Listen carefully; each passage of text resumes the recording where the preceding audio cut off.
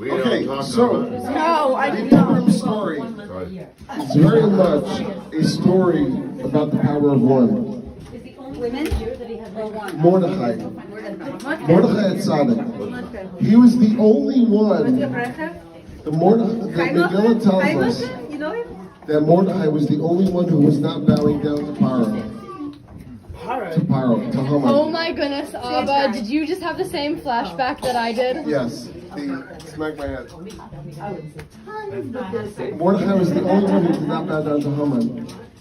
And Haman says, everything that I have, all the wealth that I have accrued, all the power that I have accrued, it is all meaningless to me because this one individual, this one nudnik, this one troublemaker, Mordechai, he will not bow down to me.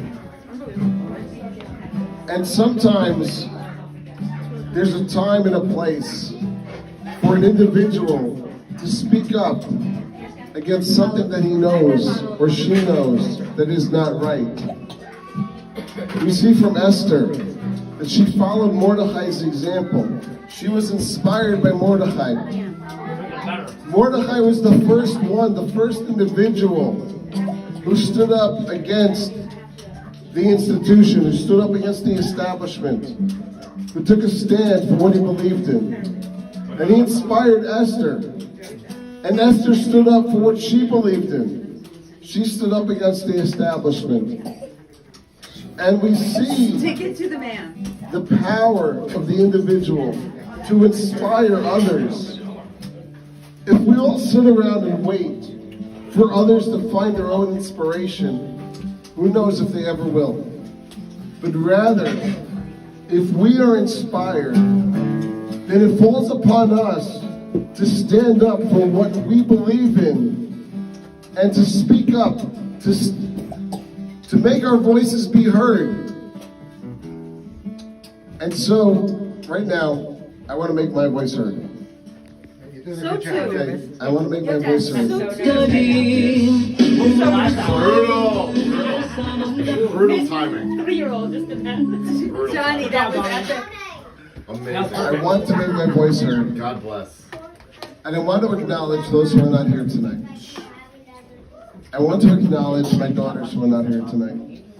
My daughters who have not been here for 8+ years now. And I want to acknowledge the fact that there is a cancer in the frum community. There is a plague in the frum community called parental alienation. And more people need to be aware of this.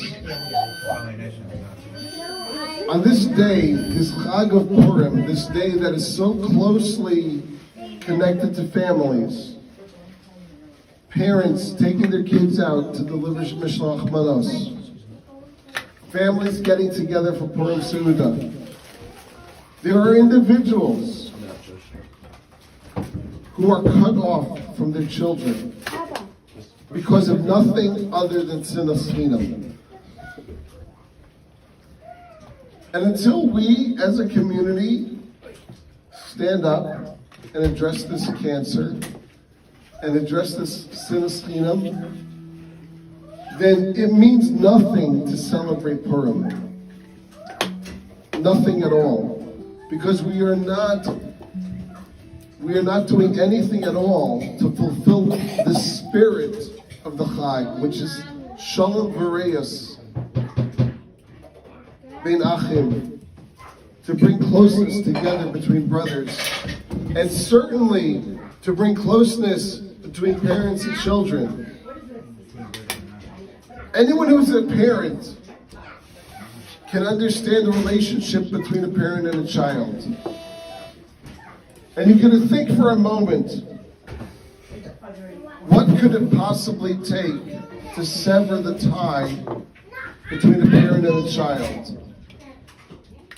And there's actually nothing stronger that could sever the bond between a parent and a child other than an antagonistic parent who does not want the other parent to have a relationship with a child. Otherwise, it doesn't make any sense. It literally makes no sense at all for a child to cut off a relationship with a parent. I'd like to share a story.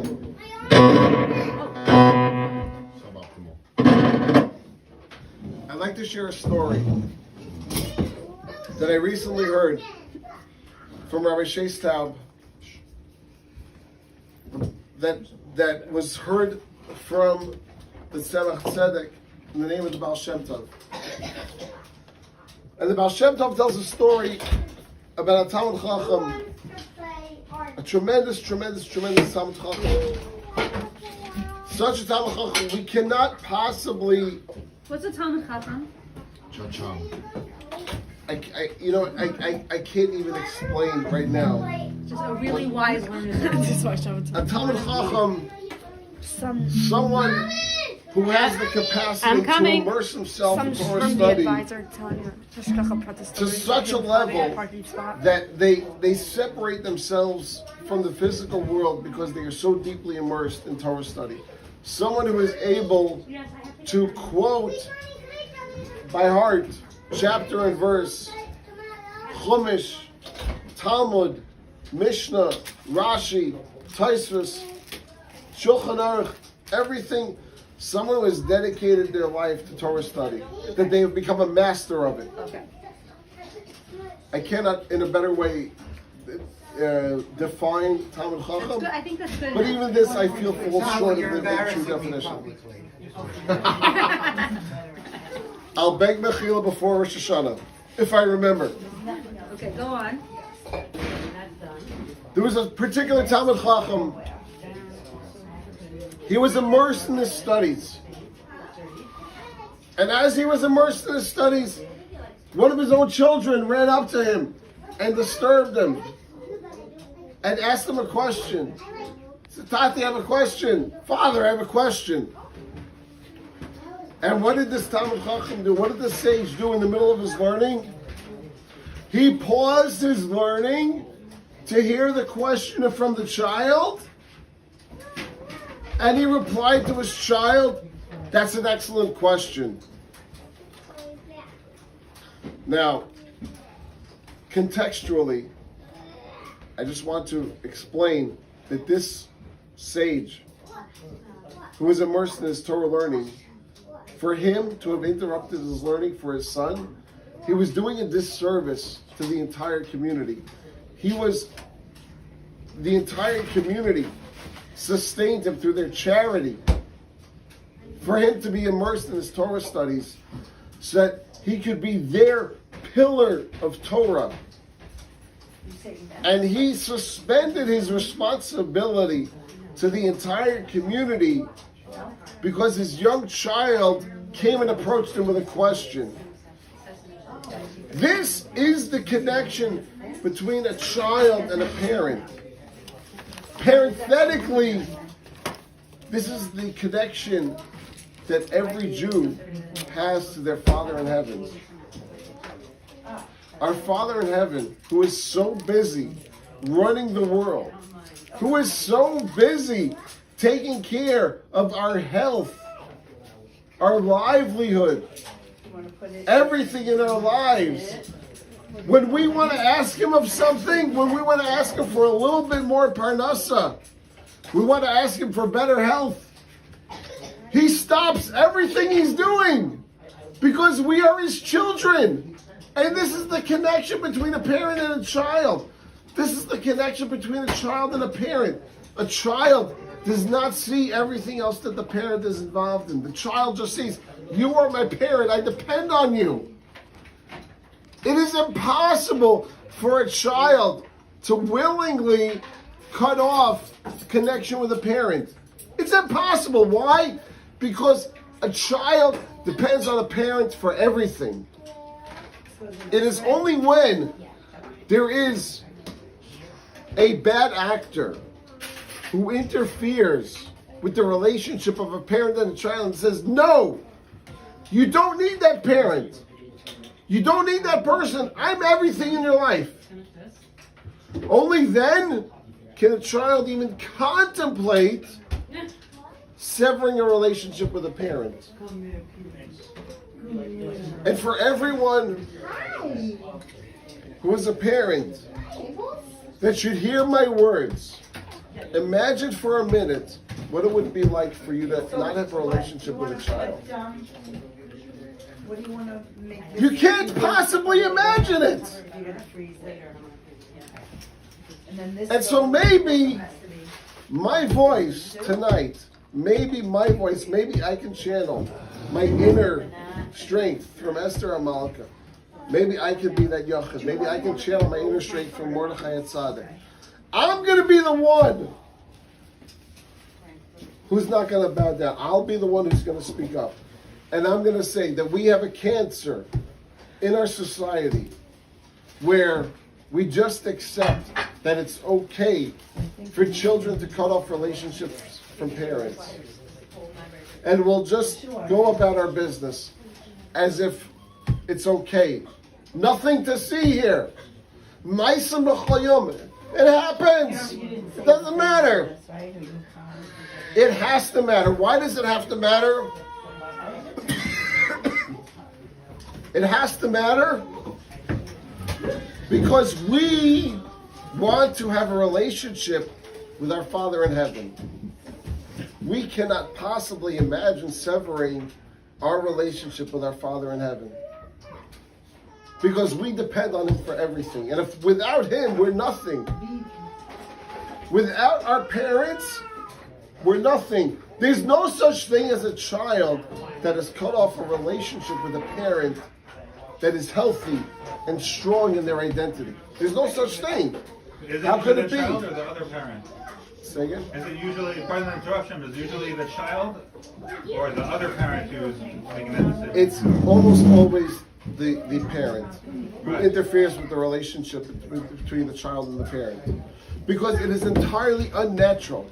Right. It goes against every natural inclination that is within the heart of a child. As children, I'll say it like this, okay? Personally, I was not always so close with my own parents, my mother and my father. And to this day, there is nothing that I struggle with more than wanting the approval of my mother and my father. I don't feel that I do enough to earn the approval of my father. I am grateful that I try very hard to have the approval of my mother. I do feel that I have the approval of my father, but my own internal instinct tells me that I don't do enough. I wish you could be here tonight at the studio. So you could hear me say this in person. But at the end of the day, it is entirely, we're all children, we all have parents. Could you possibly imagine what would it take for you to not speak to one of your parents? What would it take? The threshold has got to be so high.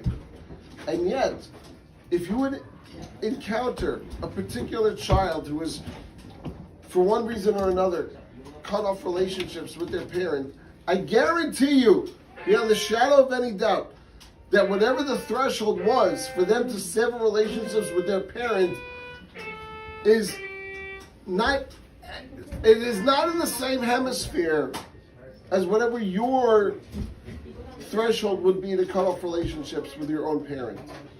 So why does it happen? It happens because there's someone else who interferes with the natural order and forces the child to cut off that relationship, to cut off that bond. And we need to say no. We need to come together as a community and we need to reject this. And if we confront someone, if we encounter someone who is of those people who would sink to that level that they would interfere with the relationship between a parent and a child, we must reject that person. We must exert social pressure on those people that would hurt children deliberately for their own agenda.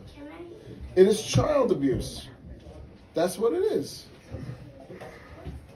And we have to see it for what it is. And if we don't, then we bear the responsibility for all of the pain and suffering that comes from that. And so, on this day of Purim, I am choosing to speak my voice, to be heard, to channel that power of the individual, to talk about something that people are generally not comfortable talking about, speaking my mind and hoping that people will listen.